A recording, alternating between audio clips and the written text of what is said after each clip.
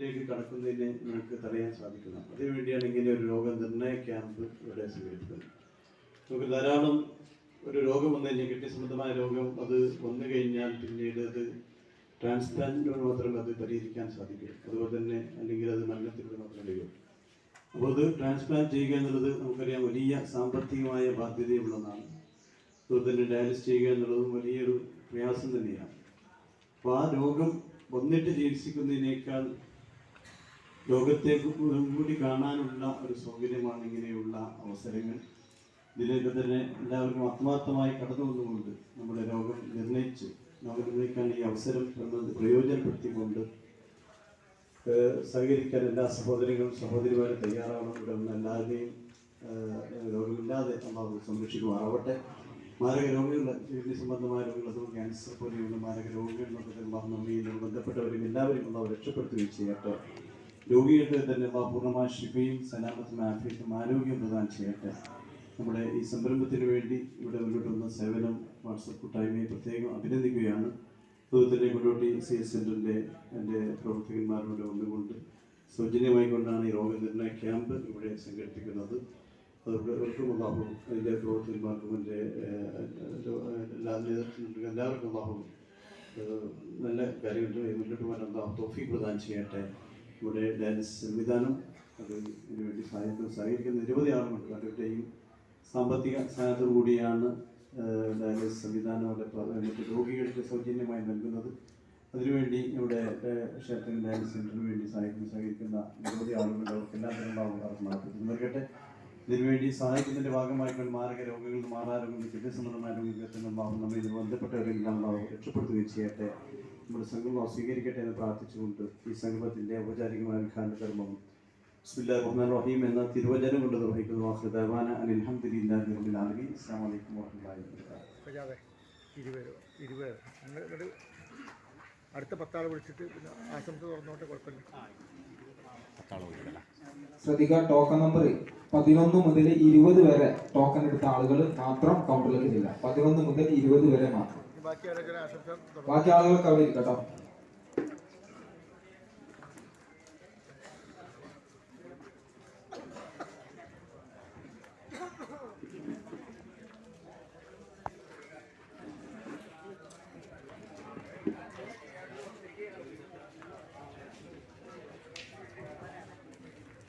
അടുത്തതായിട്ട് നമ്മുടെ ഈ പരിപാടിക്ക് ആശംസകൾ അർപ്പിക്കുന്നതിന് വേണ്ടി നമ്മുടെ പഞ്ചായത്തിൻ്റെ വൈസ് പ്രസിഡന്റ് ഞാൻ മൂസക്കുട്ടി സാഹിബ് അവരുടെ സ്വാഗതം ക്ഷണിക്കുന്നു.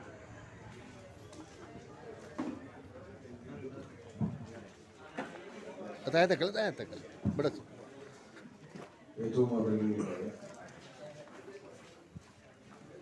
പാണക്കാട് സെയ്ദ് ഹമീദ് ശിഹാബ് അവർ, ഈ ചടങ്ങിൻ്റെ അധ്യക്ഷൻ ബഹുമാനപ്പെട്ട പഞ്ചായത്ത് സാഹിബ്,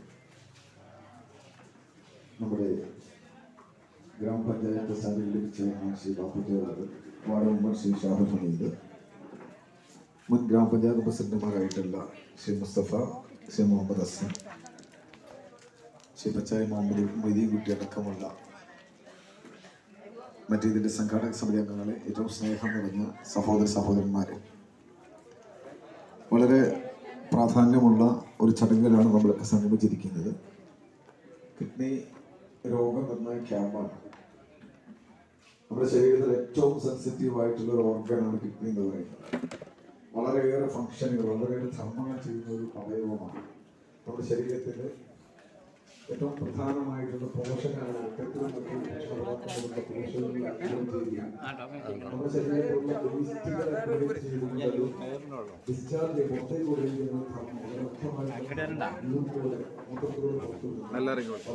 ഒരു ധർമ്മം ചെയ്യുന്ന ഒരു വലിയ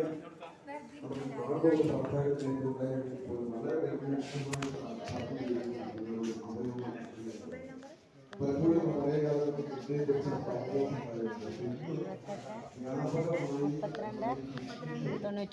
തകരാറ് കിഡ്നിക്ക് രോഗവും കാര്യങ്ങളൊക്കെ വിശദമായിട്ട് പറഞ്ഞു. അപ്പോൾ നമ്മൾ ഏറ്റവും കൂടുതൽ പഠനം ചെയ്യുമ്പോൾ വളരെ പ്രധാനമായിട്ട് നേരത്തെ പറഞ്ഞ നമുക്ക് രോഗപ്രതിരോധമാണ് ചികിത്സിക്കാൻ മുഖ്യം. നമ്മൾ രോഗം വന്നിട്ട് ചികിത്സിക്കുന്നതിനേക്കാൾ ഏറെ നല്ലത് നമുക്ക് രോഗം വരാതിരിക്കാം. കിഡ്നി രോഗം എങ്ങനെ വരുന്നു എന്നുള്ളത് ഒരു പരിധി വരെ നമ്മൾ ശ്രദ്ധിച്ചാൽ മനസ്സിലാക്കാൻ സാധിക്കും. ഒരുപാട് ക്ലാസുകൾ നമുക്ക് ബോധവൽക്കരണ ക്ലാസ് നിരവധിയുണ്ട്. നമ്മുടെ ഏറ്റവും പ്രധാനമായിട്ട്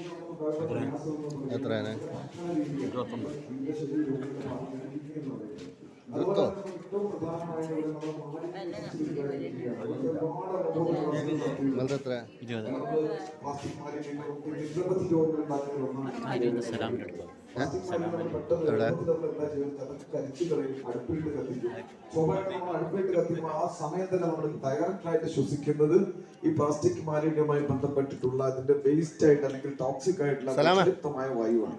ഇത് നമ്മൾ ശ്വസിക്കുക വഴി നമുക്ക് അപ്പം തന്നെ കിഡ്നിക്ക് പ്രയാസം നേരിട്ട് വരുന്നു എന്നാണ്. ഡയറക്റ്റ് ഇൻഹലേഷൻ ആണ്, നേരിട്ട് നമ്മൾ ശ്വസിക്കുകയാണ്. അപ്പൊ അങ്ങനെ ഇതൊക്കെ നമ്മൾ പറയുമ്പോൾ സ്വാഭാവികമായ അതിനുള്ള സൗകര്യങ്ങൾക്ക് എന്ന് ഗ്രാമപഞ്ചായത്ത് അടക്കമുള്ള സർക്കാരുകൾ നമ്മളൊന്നും ചെയ്യില്ല. എന്താ ചെയ്യാനൊന്നും മനസ്സിലാക്കാതെ ഇത്രയും പ്രവൃത്തി ചെയ്യുമ്പോൾ നമുക്ക് സാധ്യതയുണ്ട് ഒരുപാട്. അതോടൊപ്പം തന്നെ മാറ്റി കൊടുത്താലും കഴിക്കുന്നില്ല. അതോടൊപ്പം തന്നെ എന്തൊക്കെ കഴിക്കും നമുക്കറിയില്ല. എല്ലാം കൂടി മിക്സ് ചെയ്തിട്ട് ഇറച്ചിയും മീനും ചോറും നെയ്യും എല്ലാം കൂടി കൂട്ടിയുള്ള ഒരു മുഷക്കൽ ഭക്ഷണമാണ്. എന്ന് വെച്ചാൽ മിക്സഡ് ആയിട്ടുള്ള ഫുഡാണ് നമ്മളിത് കഴിച്ചുകൊണ്ട്. ഇതൊക്കെ നമ്മുടെ ശരീരത്തിന് എന്ത് ദോഷമാണ്. നമ്മൾ ഇന്നത് കഴിക്കണം. നമ്മുടെ ശരീരത്തിന് നമുക്ക് ശരീരത്തിന് ആവശ്യമുള്ള ഭക്ഷണം നമുക്കറിയില്ല. പ്രോട്ടീൻ ഉണ്ടാവും നമ്മുടെ ശരീരത്തിൽ, കാർബോഹൈഡ്രേറ്റ് വേണമെങ്കിൽ ഒരുപാട് ജീവകളൊക്കെ നമുക്ക് വിറ്റമിനുകളൊക്കെ വേണം. പക്ഷെ ഇതൊക്കെ നമ്മൾ കഴിക്കുന്നതിന് ആവശ്യത്തിലധികം അളവിലാണ് നമ്മൾ കഴിക്കുന്നത്. നമ്മുടെ ശരീരത്തിന് ആവശ്യമുള്ളതിനപ്പുറത്ത് ഒരുപാട് അധികമായി കഴിക്കുന്നത് കൊണ്ട് നമുക്ക് ഒരുപാട് രോഗങ്ങൾ വരാൻ സാധ്യതയുണ്ട്. എന്തും അമിതമാകുമ്പോൾ അമിതമായ അമൃതം വിഷമാണ് എന്നാണ് ഒരു മൊഴിയുള്ളത്. അപ്പൊ അങ്ങനെ ആ രീതിയിൽ നമ്മുടെ ശരീരത്തിന് പ്രയാസങ്ങൾ വരാറുണ്ട്. അപ്പൊ തീർച്ചയായിട്ടും നമ്മൾ ശ്രദ്ധിക്കേണ്ട ഭക്ഷണ രീതികൾ നമ്മളത് കൃത്യമായി വ്യായാമമില്ല. നമ്മളിതെല്ലാവരും വണ്ടി ഉപയോഗിക്കുന്നവരാണ്.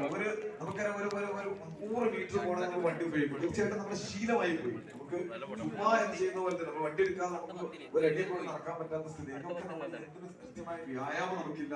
ഭക്ഷണമാണ് ഡിസോർഡർ ആണ്, വ്യായാമം തീരെയില്ല. ആ ഒരു സ്ഥിതി വന്നത് കൊണ്ട് നമുക്ക് ഒരുപാട് രോഗങ്ങൾ വരുന്നത്. അതോടെ ഞാൻ പറഞ്ഞു വന്നത് എല്ലാ രോഗത്തെ കുറിച്ച് നമ്മളിവിടെ പ്രാധാന്യത്തോടെ കാണുന്നത് കിഡ്നിയാണ്. കിഡ്നിയെ നമ്മൾ സംരക്ഷിക്കണം.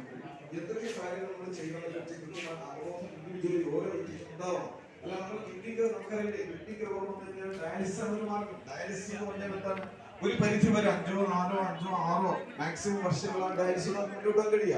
പിന്നെ ഡയാലിസിന്റെ എന്താ പറയുക ഡ്യൂറേഷൻ കൂടി വരിക. ഒരു ആഴ്ചയിൽ 2 പ്രാവശ്യം, ആഴ്ചയിൽ 4 പ്രാവശ്യവും ഇങ്ങനെ നമുക്ക് ചെയ്യാൻ കഴിയാത്ത അവസ്ഥ വരും. പിന്നീട് നമുക്കുള്ള മാർഗം എന്താ? കിഡ്നി ട്രാൻസ്പ്ലാന്റേഷൻ ആണ്. കിഡ്നി മാറ്റുക എന്നുള്ളതാണ് വളരെ വളരെ പ്രയാസമുള്ള ഒരു സംഗതിയാണ്. നമുക്ക് റിലേറ്റീവ്സിൽ നിന്ന് കിട്ടുക എന്നുള്ളത് ഒഴിച്ചാൽ മറ്റുള്ളതൊക്കെ വളരെ പ്രയാസകരമായിട്ടുള്ള കാര്യമാണ്. അങ്ങനത്തെ ഒരു സ്ഥിതി വരുന്ന അവസ്ഥ എന്ന് പറഞ്ഞു കഴിഞ്ഞാൽ അപകടകരമാണ്. അപ്പൊ അതിലേക്ക് വരാതെ ഏറ്റവും വലിയ പ്രിക്കോഷനാണ്, നമുക്ക് ഏറ്റവും മുൻകരുതലാണ് കിഡ്നി രോഗം വരാതെ സൂക്ഷിക്കാൻ. നമുക്ക് ഒരുപാട് ഇവിടെ ബോധവൽക്കരണ ക്ലാസ് ഉണ്ട്. അതൊക്കെ ശ്രദ്ധിച്ച് കേൾക്കുക. ഏതൊക്കെ രീതിയിലാണ് നമ്മുടെ ജീവിതക്രമം വരുത്തേണ്ടത് നമ്മൾ ശ്രദ്ധിക്കുക. മറ്റുള്ള കാര്യങ്ങളൊക്കെ ശ്രദ്ധിക്കുക. മറ്റുള്ളവർക്ക് മെസ്സേജ് എത്തിക്കുക.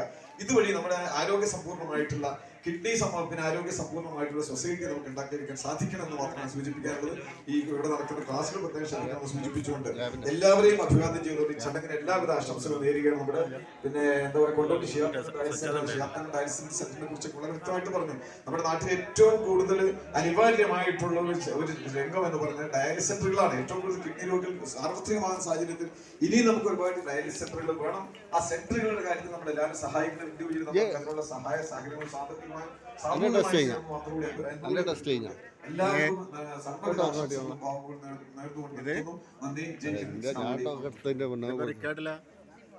ഇതൊക്കെ ലൈവില്ല അല്ല സേവനത്തില് ആയിട്ടില്ല, വീഡിയോ അല്ല.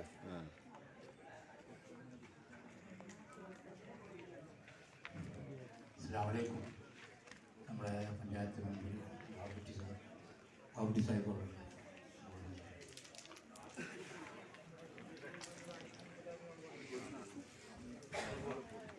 അസ്സലാമു അലൈക്കും. വളരെ പ്രാധാന്യമേറിയ ചടങ്ങിൻ്റെ അധ്യക്ഷൻ പഞ്ചായി ബാബ സാഹിബ്, ചടങ്ങ് ഉദ്ഘാടനം ചെയ്തു പോയ പാലക്കാട് സയ്യിദ് ഹമീദ് ശിഹാബ് തങ്ങൾ, വേദിയിലെ panchayat vice president Sahib, panchayat member Shahul Ameed, മുൻ പഞ്ചായത്ത് പ്രസിഡന്റ് പനയത്ത് മുസ്തഫ സാഹിബ്, എൻ്റെ പ്രിയപ്പെട്ട നാട്ടുകാർ, നമുക്കറിയാം സേവനം തട്ടത്തലം എന്ന വലിയൊരു കൂട്ടായ്മ ഏറ്റവും വലിയൊരു സേവനത്തിലേക്ക് ഇറങ്ങിയിരിക്കുകയാണ്. കിഡ്നി രോഗനിർണയ ക്യാമ്പിലേക്കാണ് നമ്മൾ നിർമ്മിച്ചു കൊടുക്കുന്നത്. വ്യത്യസ്തമായിട്ട് ഒരുപാട് ജീവിത കാരുണ്യ പ്രവർത്തനങ്ങൾക്ക് നിറഞ്ഞു നിന്ന് പ്രവർത്തിക്കുന്ന ഒരു സംഘടനയാണ്, സംഘമാണ് നമ്മുടെ മഹിളത്തിലുള്ള സേവനം തട്ടത്തരം വാട്സപ്പ് കൂട്ടായ്മ. ആ വാട്സപ്പ് കൂട്ടായ്മ തന്നെയാണ് ഇങ്ങനെയൊരു മഹത്തായ ഈ ക്യാമ്പിലേക്ക് എത്തിയിട്ടുള്ളത്. വിവിധ ക്യാമ്പുകളൊക്കെ നമ്മൾ സന്ദർശിക്കാറുണ്ട്. ക്യാൻസർ എന്ന ക്യാമ്പ് നമ്മൾ കാണാറുണ്ട്. മറ്റുള്ള അതോടൊപ്പം തന്നെ നേത്ര പരിശോധന ക്യാമ്പുകളാണ്. അങ്ങനെ വിവിധ ക്യാമ്പുകളൊക്കെ നമ്മൾ പങ്കെടുക്കാറുണ്ട്. അതിൽ വ്യത്യസ്തമായിട്ടാണ് കിഡ്നി ഡയാലിസുമായി ബന്ധപ്പെട്ട കിഡ്നി നിർണയ ക്യാമ്പുമായി ബന്ധപ്പെട്ട് ഇങ്ങനെ ക്യാമ്പ് സംഘടിപ്പിച്ചിട്ടുള്ളത്. രോഗത്തെ കണ്ടെത്തി രോഗമുണ്ട് അല്ലെങ്കിൽ നമുക്ക് രോഗം നിർണയിച്ചതിന് ശേഷം ചികിത്സയ്ക്ക് അപ്പുറത്തേക്ക് രോഗം നേരത്തെ കണ്ടെത്താൻ കഴിയുമെങ്കിൽ അതിന് ഉണ്ടെങ്കിൽ അതിന് ചികിത്സയുടെ നമുക്ക് അത് ഭേദമാക്കാൻ കഴിയുമെന്നാണ് നമ്മൾ ഈ ക്യാമ്പിലൂടെ കണ്ടെത്തുന്നത്. നമ്മൾ രോഗിയായി കഴിഞ്ഞ ശേഷം അതുമായി തന്നെ ഈ കിഡ്നി രോഗിയായ ശേഷം ചികിത്സയുമായി ബന്ധപ്പെട്ട് പോകുമ്പോൾ ഒരുപാട് പ്രയാസത്തിലേക്കാണ് പോകുന്നത്. നമുക്കറിയാം നമ്മുടെ പ്രദേശത്ത് നമ്മളെ തൊട്ടടുത്ത് തന്നെ നമ്മളെ ഈ ചുരുങ്ങിയ ഈ തട്ടത്തലത്തിൻ്റെ ഈ പാണ്ഡ്യമുറ്റത്തിൻ്റെ ഇടയിൽ തന്നെ ഒരുപാട് പ്രിയപ്പെട്ട ആളുകൾ കിഡ്നി ഡയാലിസുമായി ബന്ധപ്പെട്ട് പ്രയാസത്തിൽ ചികിത്സയിലാണ്. ആ ഡയാലിസിസ് ചെയ്തുകൊണ്ട് അവരുടെ സാമ്പത്തികമായിട്ട് ഒരുപാട് പ്രയാസങ്ങൾ പലരെയും സഹായിച്ചു കൊണ്ടിരിക്കുന്നു. ചിലർ അത് ബുദ്ധിമുട്ട് സഹിച്ചുകൊണ്ട് പുറത്തേക്ക് പറയാതെ മുന്നോട്ട് പോകുന്നു. അങ്ങനെ വിവിധ ആളുകൾ രോഗം കൊണ്ട് പ്രയാസപ്പെട്ട് നമ്മുടെ പ്രദേശത്തൊക്കെ നമുക്കറിയാം. അവരൊക്കെ രോഗം വന്നു, രോഗം കണ്ടെത്തിയതിന് ശേഷം ചികിത്സയിലേക്ക് പോവുകയാണ്. അപ്പോൾ തന്നെ ആ രോഗം മൂർധന്യത്തിലേക്ക് എത്തി അത് ഡയാലിസിലേക്ക് കടന്നു പോകുന്നു. ഇങ്ങനെ ഒരു കൂട്ടായ്മ എങ്ങനെ സംഘടിപ്പിക്കും? നമുക്ക് ഉണ്ട് എന്നല്ല, നമ്മൾ ഉണ്ടെങ്കിൽ അത് നേരത്തെ വല്ലതും ഉണ്ടെങ്കിൽ അതിൻ്റെ എന്തെങ്കിലും നമ്മുടെ ശരീരത്തിലുണ്ടെങ്കിൽ അതുമായി ബന്ധപ്പെട്ട് അത് കണ്ടെത്തി കഴിഞ്ഞാൽ അതിൻ്റെ ചികിത്സ ചിലപ്പോൾ ഭേദമാക്കാൻ കഴിയുമെന്നുള്ളതാണ് ഈ ക്യാമ്പ് കൊണ്ട് ഉദ്ദേശിച്ചിട്ടുള്ളത്. അതുകൊണ്ടാണ് നമ്മൾ ഇത്രയും ആളുകളൊക്കെ ഇങ്ങോട്ട് വന്നിട്ടുള്ളത്. ഏതായാലും ഞാൻ കൂടുതലായി സംസാരിക്കുന്നത്, നിങ്ങൾക്ക് നേരത്തെ വന്നാൽ 9 മണിക്ക് വന്നതാണ്. ഇനിയും ക്യാമ്പിലേക്ക് ഇപ്പോൾ 10 ആൾ പുറത്ത് ഇനി ഒരുപാട് നിങ്ങളെ കാത്തിരിക്കാൻ കൂടുതൽ നീട്ടി സംസാരിക്കുന്നില്ല. ഏതായാലും ആർക്കും രോഗം ഇല്ലാതിരിക്കട്ടെ എന്ന് പ്രാർത്ഥിക്കണം. അതോടൊപ്പം തന്നെ നമ്മുടെ പ്രദേശത്തൊക്കെ ഒരുപാട് രോഗികളുണ്ട്. അവരൊക്കെ രോഗം ഷെഫിലാക്കി കൊടുക്കട്ടെ എന്ന് നമ്മൾ പ്രാർത്ഥിക്കുക. നമ്മളൊക്കെ പ്രാർത്ഥന ഉൾപ്പെടുത്തുക എന്ന് മാത്രം പറഞ്ഞുകൊണ്ട് ഈ ചടങ്ങിന് എല്ലാവിധ അഭിവാദ്യങ്ങളും നന്മകളും ആശംസകളും നിർത്തുന്നു. അസ്സലാമു അലൈക്കും.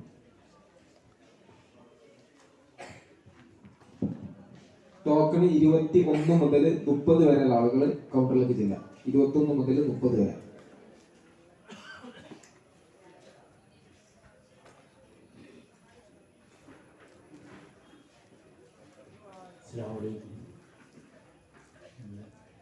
പഞ്ചായത്ത് മെമ്പർ, പഞ്ചായത്ത് മെമ്പർ സ്വാവലംബിക്കുന്ന പേരിലേക്ക് വിളിക്കുന്നു.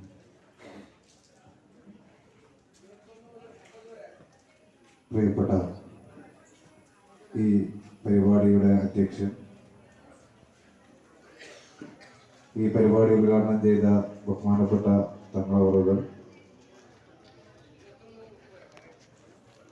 വൈസ് പ്രസിഡന്റ് ശ്രീ മൂസക്കുട്ടിയാക്ക, സ്റ്റാൻഡിംഗ് കമ്മിറ്റി ചെയർമാൻ ബാപ്പുട്ടിയാക്ക,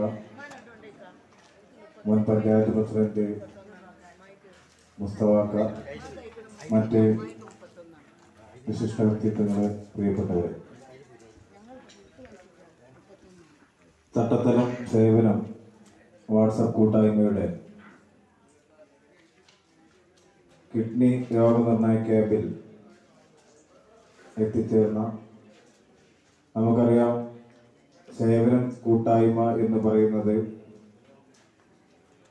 ഞാൻ ഒരുപാട് പരിപാടികളിൽ ഇവർ വരുമ്പോൾ ഒരുപാട് നല്ല കാര്യങ്ങൾ, ജീവകാരുണ്യ പ്രവർത്തനങ്ങൾ, അതുപോലെ തന്നെ മറ്റു കാര്യങ്ങളിലൊക്കെ വലിയ മുൻപന്തിയിൽ നിൽക്കുന്ന ഒരു കൂട്ടായ്മയാണ്.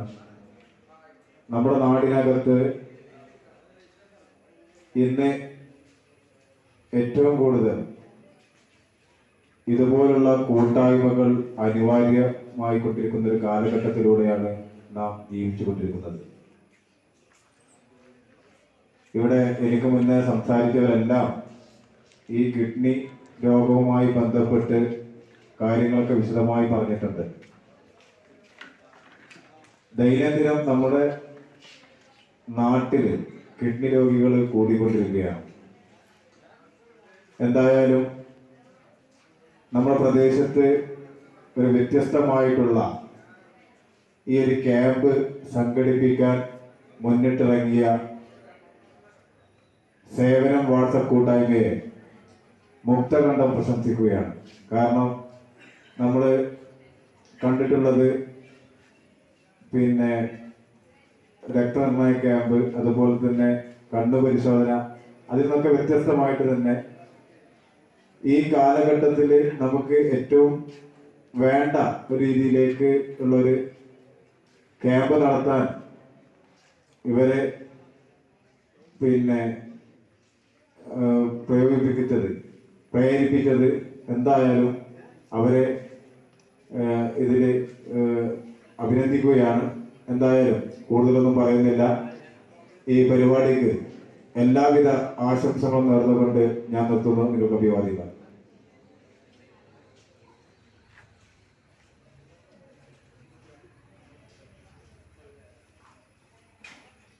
നമ്മുടെ പഞ്ചായത്ത് മുൻ പ്രസിഡന്റ്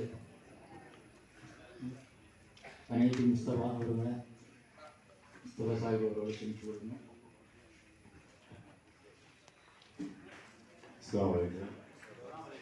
നമസ്കാരം. ബഹുമാനീയനായ അധ്യക്ഷൻ സാഹിബ്, ഉദ്ഘാടനം നിർവഹിച്ച ബഹുമാനനായ സയ്യിദ് പ്രിയപ്പെട്ട പഞ്ചായത്ത് സ്ഥാനിക കമ്മിറ്റി ചെയർമാൻ പാർട്ടി, അതുപോലെ തന്നെ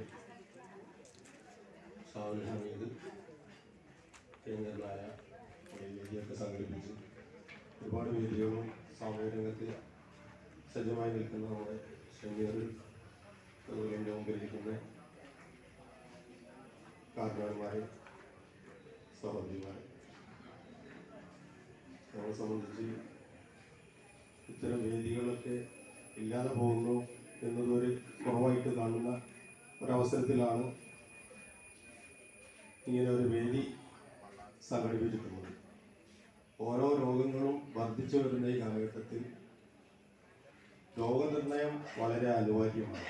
കാരണം ഏത് രോഗമാണെങ്കിലും അത് മൂർച്ഛിക്കുന്നതിന് മുമ്പായിട്ട് നമുക്ക് തുടക്കത്തിൽ കണ്ടെത്തി കഴിഞ്ഞാൽ അതിനെല്ലാത്തിനും ചികിത്സയുണ്ട്. കാലഘട്ടം അങ്ങനെയാണ്.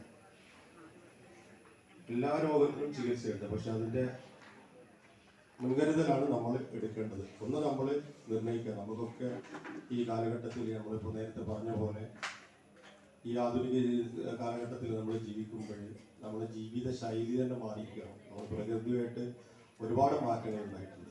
നമ്മൾ കഴിച്ചിരുന്ന ഭക്ഷണങ്ങൾ, നമ്മളെ ജീവിത രീതികൾ, അങ്ങനെ ഒരുപാട് മാറ്റങ്ങൾ സംഭവിച്ചിട്ടുണ്ട്. നമുക്കത് പെട്ടെന്നൊന്നും അത്ര അങ്ങോട്ട് പെട്ടെന്ന് തിരിച്ചു പോകാൻ കഴിയില്ല. അപ്പോൾ നമുക്ക് ഒരുപാട് രോഗങ്ങളൊക്കെ നമ്മൾ ഈ കാരണത്താൽ നമുക്ക് ഉണ്ടാവാൻ സാധ്യതയുണ്ട്. അപ്പോൾ ആ സാധ്യതകളൊക്കെ നമ്മൾ മുൻകൂട്ടി ഒരു പ്രായം അങ്ങ് ആയി കഴിഞ്ഞിട്ടുണ്ടെങ്കിൽ നമ്മളതൊക്കെ ഒന്ന് ചെക്ക് ചെയ്യുക, അതൊന്ന് പരിശോധിക്കുക. നമ്മുടെ കൊളസ്ട്രോൾ എത്രയുണ്ട്, നമ്മുടെ BP എത്രയുണ്ട്, നമ്മുടെ കിഡ്നിക്ക് വല്ലതും തകരാറുണ്ടോ, നമ്മുടെ ഹാർട്ടിന് വല്ല തകരാറുണ്ടോ, ഇതൊക്കെ ഒന്ന് നിർണ്ണയിക്കുക. നമ്മൾ ഈ പാച്ചിലിനിടയിൽ നമ്മൾ എവിടെയെങ്കിലും വീട് എടുക്കുന്നതിന് മുമ്പായിട്ട് തന്നെ നമ്മൾ ഇതൊക്കെ ശ്രദ്ധിക്കേണ്ട കാര്യങ്ങളാണ്. അതിനാണ് നമ്മൾ ഇത്തരം കൂട്ടായ്മകളൊക്കെ ഉണ്ടായിട്ട് ഇത്തരം വേദികളൊക്കെ ഒരുക്കുന്നത്. എനിക്ക് ഓർമ്മയുണ്ട്, ഞാനിപ്പോൾ ഷമീർ വിളിച്ചപ്പോൾ തന്നെ ഞാൻ ഓർത്തത് പഴയ കാലത്തൊക്കെ ഞങ്ങളുടെ നാട്ടിലേക്കൊക്കെ അറിയാം. നമ്മുടെ നാട്ടിലൊക്കെ നമ്മൾ ഒരുപാട് ക്യാമ്പുകളൊക്കെ ഉണ്ടായിരുന്നു. ഇതുപോലത്തെ ക്യാമ്പുകളൊക്കെ കണ്ണാട വേദന, കണ്ണിൻ്റെ പരിശോധനയ്ക്ക്, ഇങ്ങനെയുള്ള നമ്മളൊരു മോട്ടിവേഷൻ കൊടുത്തിട്ട് അവരെ ക്ഷണിച്ച് ക്യാമ്പിലെത്തിക്കും. അതിലൂടെ കുറേ നേരത്തെ തന്നെ രോഗങ്ങൾ കണ്ടെത്തുക, അതുപോലെ അവർക്ക് വേണ്ട ചികിത്സകൾ ആദ്യമേ കിട്ടിക്കൊണ്ടിരുന്നത് കൊണ്ട് അവർക്കൊക്കെ ഇന്നും വലിയ പ്രയാസങ്ങളില്ലാതെ ഇങ്ങനെ പോകുന്നുണ്ട്. അപ്പോൾ നമ്മൾ എന്താ ചെയ്യേണ്ടത് വെച്ചാൽ രണ്ട് കാര്യങ്ങൾ നമ്മൾ വളരെ നിർബന്ധമായിട്ട്, വളരെ അത്യാവശ്യമായിട്ട് നമ്മൾ ചിന്തിക്കേണ്ട ഒരു സാഹചര്യമുണ്ട്. ഒന്ന് നമ്മുടെ ഭക്ഷണം തന്നെയാണ്. ഭക്ഷണം ഇപ്പോൾ നമ്മൾ ഗുളിക കഴിക്കുന്ന പോലെ നമ്മുടെ ഭക്ഷണം കഴിച്ച് നിയന്ത്രിച്ചിട്ടും കൃത്യമായിട്ട് കഴിച്ചിട്ടും ഇല്ല എന്നുണ്ടെങ്കിൽ ഇപ്പോൾ നമ്മൾ എങ്ങനെയാണ് ഭക്ഷണം കഴിക്കുന്നത് അതുപോലെ നമ്മൾ ഗുളിക കഴിക്കേണ്ട ഒരു അവസ്ഥയിലേക്ക് നമ്മൾ മാറും. ഇപ്പോൾ നമുക്കറിയാം ഒരുപാട് രോഗികൾക്കൊക്കെ, എൻ്റെ ഫാദറൊക്കെ അവർ ഗുളിക കഴിക്കുന്നത് കണ്ടിട്ട് നമുക്ക് തന്നെ സങ്കടം തോന്നും. എത്ര പേര് ഗുളികയാണ് അവർക്ക് കഴിക്കാറുണ്ട്. അപ്പോൾ അത്രയും രോഗങ്ങളൊന്നും നമുക്ക് വരാതിരിക്കട്ടെ. പിന്നെ നമ്മുടെ ആത്മധൈര്യമാണ്, നമുക്ക് ശക്തി ഉണ്ടാവും, നമുക്കൊരു വിശ്വാസം ഉണ്ടാവും, നമ്മളൊരു പഠിച്ചവരിൽ വിശ്വാസം ഉണ്ടാവും, നമുക്കൊരു രോഗം ഉണ്ടാവില്ല. നമ്മളെ മനസ്സിനെയാണ് പാകപ്പെടുത്തുന്നത്. ഇനിയിപ്പോൾ ചെറിയ രോഗം വന്നാലും മാറുന്നുള്ളത് നമ്മൾ അങ്ങോട്ട് വിശ്വസിച്ചാൽ തന്നെ നമ്മളെ രോഗം കുറേ മാറുന്നതാണ്. ഇപ്പോൾ പഴയ കാലത്തൊക്കെ കുറേ രോഗങ്ങളൊക്കെ വന്നിട്ടില്ല. അന്നൊന്നും ഈ വൈദ്യശാസ്ത്രമൊന്നും ഇത്ര പുരോഗമിച്ചിട്ടുണ്ടായില്ല. അന്നും ഓരോ വിഷയങ്ങളും രോഗങ്ങളൊക്കെ ഉണ്ടായിരുന്നു. പക്ഷെ നമ്മൾ നാടൻ മരുന്നുകളൊക്കെ കഴിച്ച അന്നൊക്കെ നമുക്ക് രക്ഷപ്പെടാനുള്ള സാധ്യതകളൊക്കെ ഉണ്ടായിരുന്നു. നമുക്കന്ന് ധൈര്യം ഉണ്ടായിരുന്നു, ഇന്ന മരുന്ന് കഴിച്ചാലൊക്കെ മാറുന്നത്.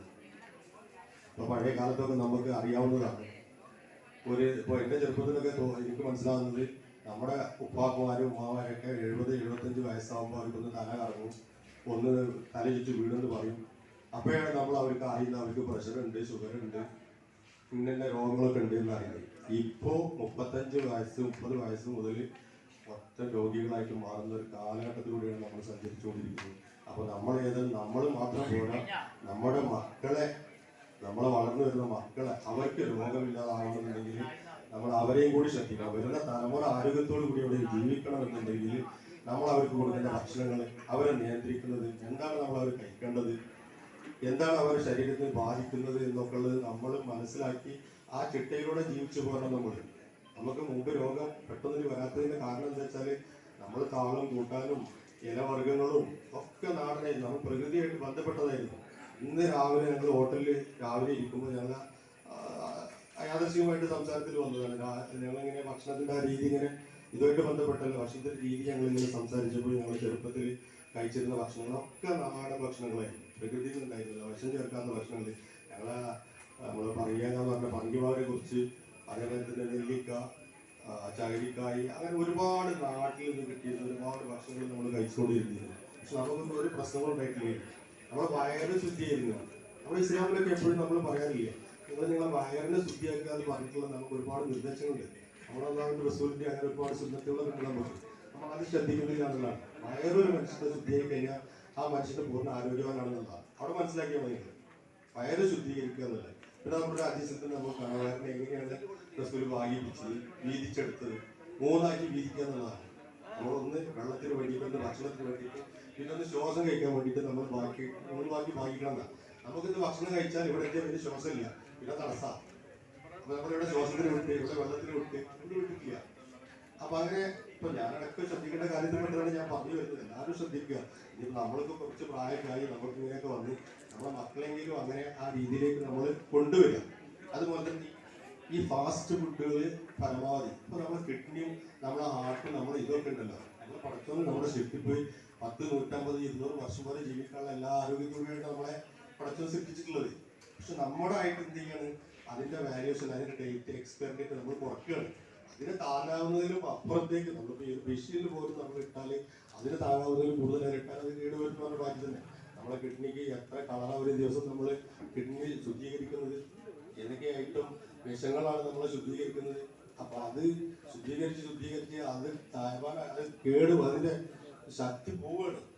അത്രയും അതിന് നമ്മൾ ഹാർഡ് വർക്ക് കൊടുക്കുന്നുണ്ടെന്നുള്ളതാണ്. അപ്പൊ അത്രയും കാര്യങ്ങളൊക്കെ നമ്മൾ മക്കൾക്കൊക്കെ പറഞ്ഞു കൊടുത്ത് നമ്മൾ കൂടുതൽ ശ്രദ്ധിക്കുക. ഭക്ഷണ ജീവിത ശൈലിയാണ് മെയിൻ. നമ്മളെ മുമ്പിൽ കൊണ്ടുവരുന്ന പഴയകാലത്തെ മാതിരി ഒരു ടേബിളിൽ നമ്മളിപ്പോ കൊണ്ടുവന്നിട്ടുണ്ടെങ്കിൽ അതിൽ മീനുണ്ട്, ഇറച്ചിയുണ്ട്, കോഴിയുണ്ട്, അങ്ങനെ എന്തൊക്കെയാണ് ദുനിയാവിൽ കിട്ടും ആ സാധനം മുഴുവൻ ആ മുഴുവനും കൂടിയാണ് നമ്മൾ ഇതിലേക്ക് നിറച്ചിടുന്നത്. ഒരു വേസ്റ്റ് ബോട്ടിലേക്ക് നിറച്ചിടുന്ന പോലെ ദഹിക്കാൻ അതിന് കഴിയില്ല. അതാണ് ഓരോ 4 ഐറ്റം ഉണ്ട്, അതിന് വേർതിരിച്ച് അതിന് ദഹിപ്പിക്കാൻ നമ്മുടെ ശരീരത്തിന് കഴിയുന്നില്ല.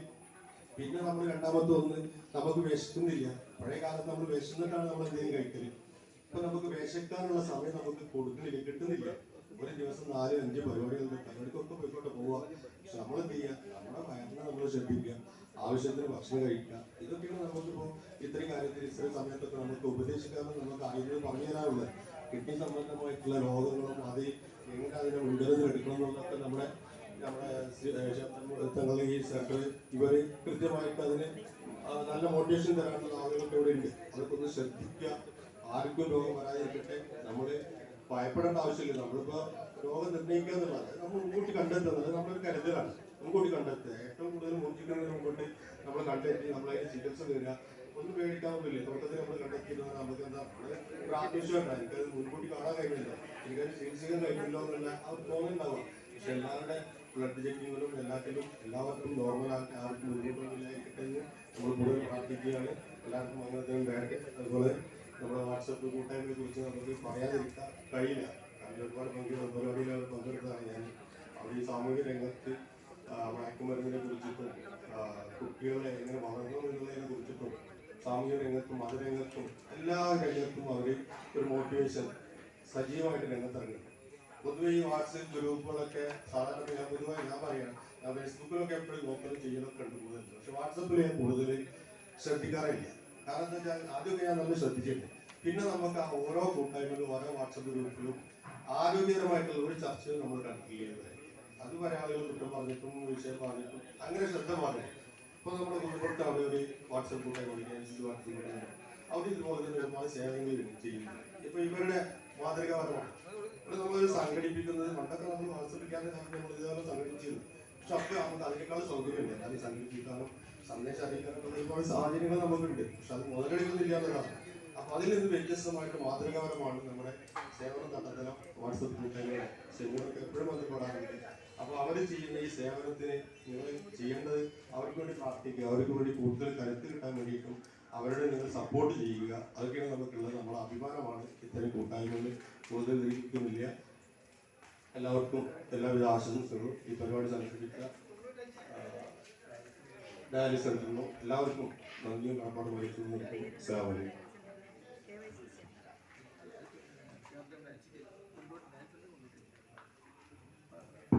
ടോക്കൺ 40 വരെയുള്ള ആളുകൾ കൗണ്ടറിലേക്ക് ചെല്ലാം. ടോക്കൺ നമ്പർ 40 വരെയുള്ള ആളുകൾ.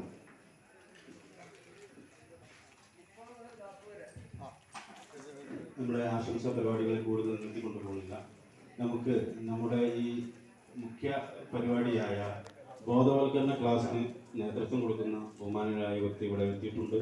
അപ്പോൾ അദ്ദേഹത്തിൻ്റെ ആ പഠനാർഹമായ ക്ലാസ്സാണ് നമുക്ക് ഏറ്റവും ഉചിതവും ആവശ്യകതയും ഉള്ളത്. അപ്പോൾ അതിനുവേണ്ടി സമയം കണ്ടെത്തുക എന്നുള്ളതാണ് നമ്മുടെ മുമ്പിലുള്ള ഏറ്റവും വലിയ ഒരു ആവശ്യം. അതുകൊണ്ട് നമുക്ക് ഇനി നമ്മോട് സംസാരിക്കുന്നത് നമ്മുടെ നേഴ്സിംഗ് കേരള ഹെൽത്ത് സർവീസിലെ നേഴ്സിംഗ് സൂപ്രണ്ടായിരുന്ന റിട്ടയർഡ് നേഴ്സിംഗ് സൂപ്രണ്ടായിരുന്ന ബഹുമാനായ ശ്രീമതി ശൈലജ മേഡം ഇവിടെ എത്തിയിട്ടുണ്ട്. ശ്രീമതി ശൈലജ മേഡം നമ്മോട് സംസാരിക്കും. അവർ സാമൂഹ്യ സേവന രംഗത്തൊക്കെ ഒരുപാട് പ്രവർത്തനങ്ങൾ നടത്തി വരുന്ന നമ്മുടെ നാട്ടുകാരിയായ ഒരു വ്യക്തിയാണ്. മാത്രമല്ല കലാരംഗത്ത് നിമിഷകവി എന്നൊക്കെ അറിയാൻ സാധിച്ചു. എന്താണെങ്കിലും അവരുടെ സേവനങ്ങളൊക്കെ നമ്മുടെ നാടിന് ഉപകാരപ്പെടുമെന്ന് പ്രതീക്ഷിക്കുന്നു. അവരെ ഈ വേദിയിലേക്ക് സംസാരിക്കുന്നതിന് വേണ്ടി സാദരം ക്ഷണിക്കുന്നു.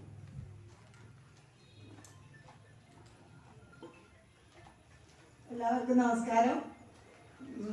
കൊണ്ടോട്ടിയിൽ നിന്ന് എത്തിയ ഡയാലിസിസ് സെൻ്ററിൻ്റെ ആൾക്കാർക്കും എൻ്റെ പ്രിയപ്പെട്ട നാട്ടുകാർക്കും എൻ്റെ എല്ലാവർക്കും നമസ്കാരം അറിയിക്കുന്നു. നമ്മുടെ നാട്ടിൽ ഇങ്ങനെ ഒരു ക്യാമ്പ് സംഘടിപ്പിക്കണമെന്ന് ഹെൽത്ത് സർവീസിൽ വർക്ക് ചെയ്തുകൊണ്ട് തന്നെ ഞാൻ ഒരുപാട് കാലമായി ആഗ്രഹിക്കുന്നു.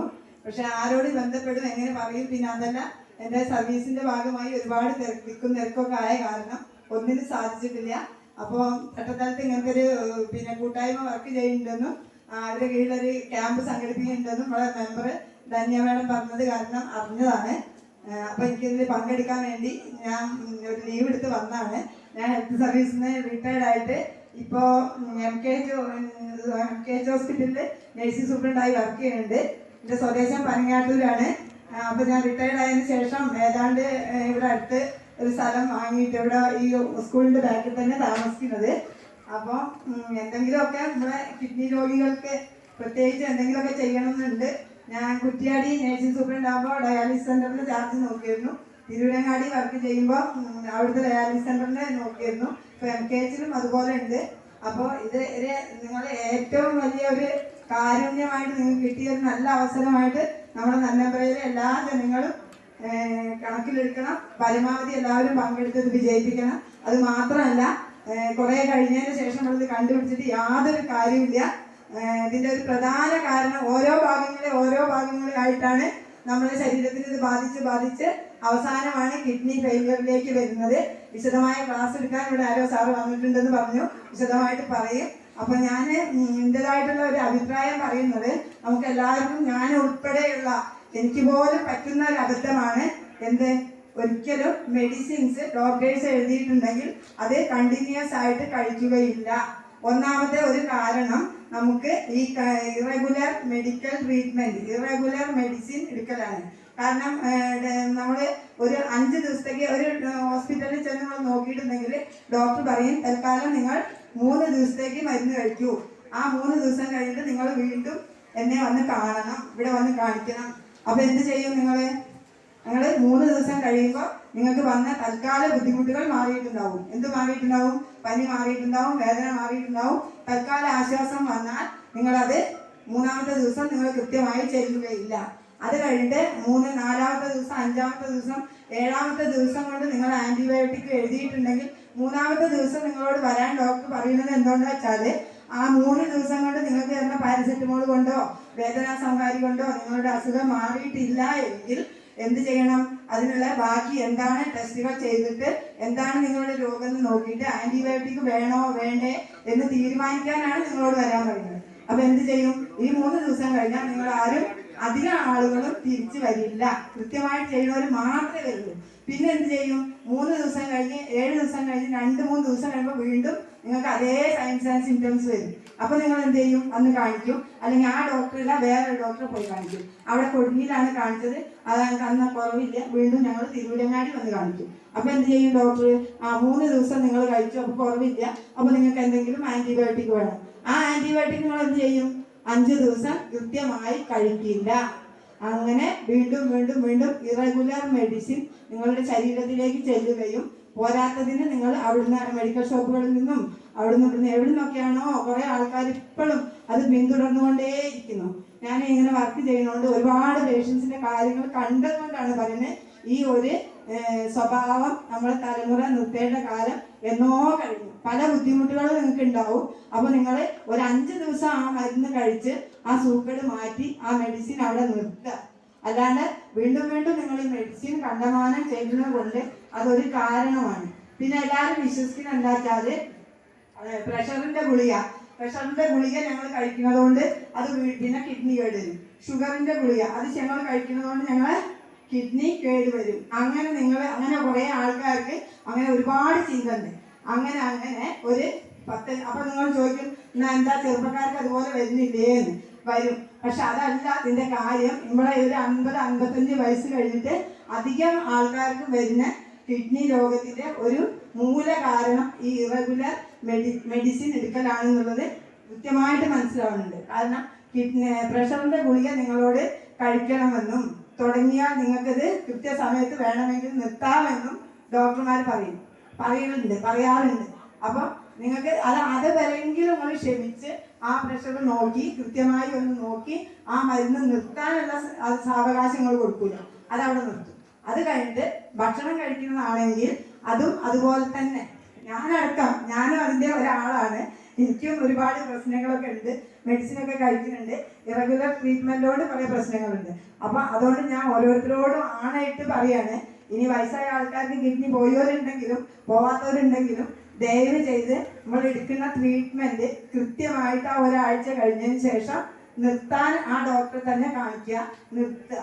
അല്ലെങ്കിൽ ഷുഗർ ആണെങ്കിൽ ഷുഗർ കണ്ടിന്യൂസ് നിങ്ങളോട് ചെക്ക് ചെയ്യണം എന്ന് പറഞ്ഞാൽ അത് കൃത്യമായിട്ട് തന്നെ വാച്ച് ചെയ്ത് നിങ്ങൾ കഴിക്കുന്ന മെറ്റ്ഫോമിനോ അതിൻ്റെ കൂടെ എന്തൊക്കെ മരുന്നാണെങ്കിലും അത് കൃത്യമായിട്ട് തന്നെ അവസാനിപ്പിക്കുക ഡോക്ടറെ അടുത്ത് ചോദിച്ചിട്ട്.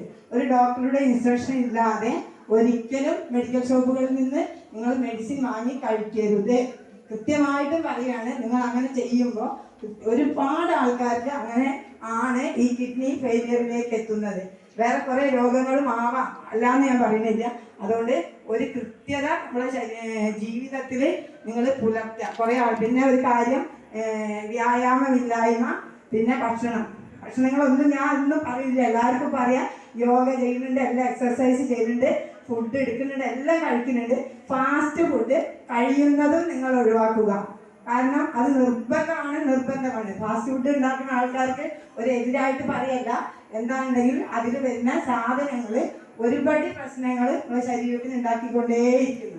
ഇപ്പം ഇവിടെ നേരത്തെ പറഞ്ഞ പേര് എനിക്ക് അത്ര ഓർമ്മയില്ല. അതുകൊണ്ട് ഈ പണ്ടത്തെ കാലത്ത് ഇങ്ങനത്തെ ഒന്നും ഉണ്ടായിരുന്നില്ലല്ലോ എന്ന് ധൈര്യമായിട്ട് പറയാം. ഉണ്ടായിരുന്നില്ല എന്ന് തന്നെ പറയാം. എനിക്കിപ്പം റിട്ടയറായി 58ാമത്തെ വയസ്സായി. 57 വയസ്സിൽ പെൻഷൻ ആവുകയാണ്. പണ്ട് ഉള്ള അന്നത്തെ ഭക്ഷണം പാലും നെല്ലും വെള്ളരിക്ക നമ്മളെ വീട്ടിലുണ്ടാക്കിയ ഭക്ഷണം കഴിച്ചുകൊണ്ട് തന്നെ ആവാം ഇത്രയും ആരോഗ്യത്തോടെ നിൽക്കുന്നത് ധൈര്യമായിട്ട് പറയാം. അപ്പൊ ദയവ് ചെയ്ത് നിങ്ങൾക്ക് 2 സെന്റെങ്കിലും സ്ഥലം ഉണ്ടെങ്കിൽ പച്ചക്കറി കച്ചവടക്കാരൊക്കെ കൂടി ഇരിക്കുന്നുണ്ട് കേട്ടോ. അപ്പൊ അതിനൊക്കെ ഒന്ന് എതിരായിട്ട് പറയാട്ടോ ഞാൻ. അപ്പൊ എന്ത് ചെയ്യണം? ഒരു ചേന ഒരു ചേമ്പിന് വെറുതെ എല്ലാവരും പറയുന്ന കാർഷിക എല്ലാം പറയുന്നുണ്ട്. അപ്പൊ അതുപോലെ നട്ട് നനയ്ക്കുക, അങ്ങനത്തെ സാധനങ്ങൾ തന്നെ ഉണ്ടാക്കി കഴിക്കുക. എന്തുകൊണ്ട്? കിഴങ്ങ് വർഗ്ഗങ്ങൾ ഒഴിവാക്കി നാര് പടലങ്ങളുള്ള സാധനങ്ങൾ, താളിന്റെ തണ്ട്, വലിയ താളിന്റെ തണ്ട് ഭയങ്കര നല്ലതാണ്. പിന്നെ ചേനന്റെ തണ്ട് ഏറ്റവും നല്ലതാണ്. അപ്പൊ ഇങ്ങനത്തെ സാധനങ്ങളൊക്കെ മിതമായ രീതിയിൽ ഉപ്പും പാകത്തിന് ഇതും ചേർത്തിട്ട് നിങ്ങൾക്ക് ഏത് ഷുഗറുള്ള ആൾക്കാർക്കും ഏത് കാർഡിയോളജി ട്രീറ്റ്മെന്റ് എടുക്കുന്ന ആൾക്കാർക്കും കഴിക്കാൻ പറ്റുന്നതാണ്. പുറമേ നിന്ന് വാങ്ങുന്ന പച്ചക്കറികള് നിങ്ങൾ ശ്രദ്ധിക്കുക. ഒരു ദിവസം വെച്ചിട്ടുണ്ടെങ്കിൽ എന്ത് ചെയ്യും? പിറ്റേ ദിവസത്തേക്ക് അത് അരിഞ്ഞു പോകുന്നു. എന്തുകൊണ്ട്? ആ കയർവയ്ക്ക എന്നൊക്കെ പറഞ്ഞാൽ അതിന്റെ ഉള്ളിലുള്ള ഇതിന്റെ മുഴുവനും ശരിക്കും ശ്രദ്ധിച്ചിട്ടുണ്ടെങ്കിൽ നിങ്ങൾക്കറിയാം ഒരുപാട് വിഷാംശങ്ങൾ ഒളിഞ്ഞിരിക്കുന്നു. ഞാൻ ഒരുപാട് സാധനങ്ങൾ ഭക്ഷണം കഴിക്കുമ്പോൾ ശ്രദ്ധിച്ച് നോക്കലുണ്ട്. മുന്തിരി വാങ്ങിയിട്ട് നിങ്ങൾ ഒരു കഴുകൽ കഴുകി 2 കഴുകൽ കഴുകി എന്നിട്ട് നിങ്ങൾ കഴിച്ചു നോക്കുള്ളൂ. ആ ഒരു ചെറിയ മുന്തിരിയുടെ മുകളിൽ ശരിക്കും വിഷാംശം ഉണ്ടെന്നുള്ളത് നമ്മൾ എങ്ങനെ മനസ്സിലാക്കും? ചായപ്പൊടി ഇല്ലേ നമ്മളെ ചായപ്പൊടിന്റെ അങ്ങനത്തെ അതിന് ചുവ വരും. അപ്പൊ നമ്മൾ എന്ത് ചെയ്യണം? എന്ത് സാധനങ്ങൾ കഴിക്കുകയാണെങ്കിലും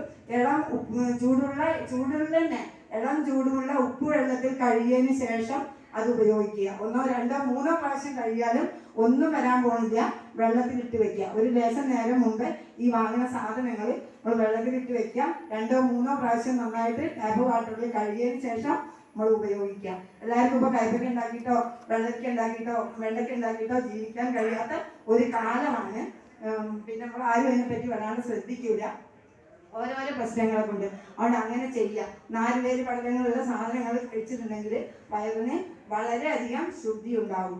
പിന്നെ കിഡ്നി എന്ന് പറഞ്ഞാൽ എക്സ്ക്രീറ്ററി സിസ്റ്റം, നമ്മുടെ ശരീരത്തിന്റെ വിസർജ്യ വസ്തുക്കൾ, പാഴ്വസ്തുക്കൾ പുറന്തള്ളാനുള്ള ഒരു അവയവമാണ് കിഡ്നി. അപ്പൊ ആ കിഡ്നിയുടെ പ്രവർത്തനം നിന്നാൽ എന്താവും? അങ്ങനെയാണ് നമ്മൾ ഡയാലിസിന്റെ അവസ്ഥയിലേക്കൊക്കെ അവസാനം എത്തുന്നത്. അത് പെട്ടെന്നാവും കണ്ടുപിടിക്കുക. പണ്ട് നമ്മൾ വിചാരിക്കും നീര് വന്നാലേ അയാൾക്ക് എന്തുള്ളൂ, കിഡ്നിക്ക് സൂക്കടുള്ളൂ എന്ന് വിചാരിക്കും. ഞാൻ അടക്കം വിചാരിച്ചിട്ടുണ്ടായിരുന്നു ആ മനുഷ്യന് നല്ല നീരുണ്ട്, ഇയാൾക്ക് കിഡ്നി വയ്യാത്തതാണ്, അല്ലെങ്കിൽ വേറെ എന്തെങ്കിലും ഉണ്ട്. അത് നമ്മൾ സൈൻസ് ആൻഡ് സിംറ്റംസ് നോക്കി നമ്മൾ മനസ്സിലാക്കുമായിരുന്നു. പക്ഷെ അതല്ല ഇന്നത്തെ സ്ഥിതി. കിഡ്നി പോയ ആൾക്ക് 2 കിഡ്നി പോയ ആളാണെങ്കിലും അയാളെ കണ്ടാൽ ഒരു നീരോ ഒരു വേറെ എന്തെങ്കിലോ ബുദ്ധിമുട്ടുകളോ ഉണ്ടാവില്ല. അപ്പൊ ഈ മെഡിസിൻ ഇത്രയും ഞാൻ സ്ട്രെസ് ആൻഡ് സ്ട്രെയിൻ എടുത്ത് നിങ്ങളോട് പറയാൻ കാരണം ഇറഗുലർ ട്രീറ്റ്മെന്റ് എടുത്തിട്ട് കണ്ടമാനം മെഡിസിൻസ് നമ്മുടെ ശരീരത്തിൽ അടിഞ്ഞുകൂടും നമ്മൾ കഴിക്കുന്ന ഭക്ഷണം. അതും പോരാത്തതിന് നിങ്ങൾ എന്ത് ചെയ്യും?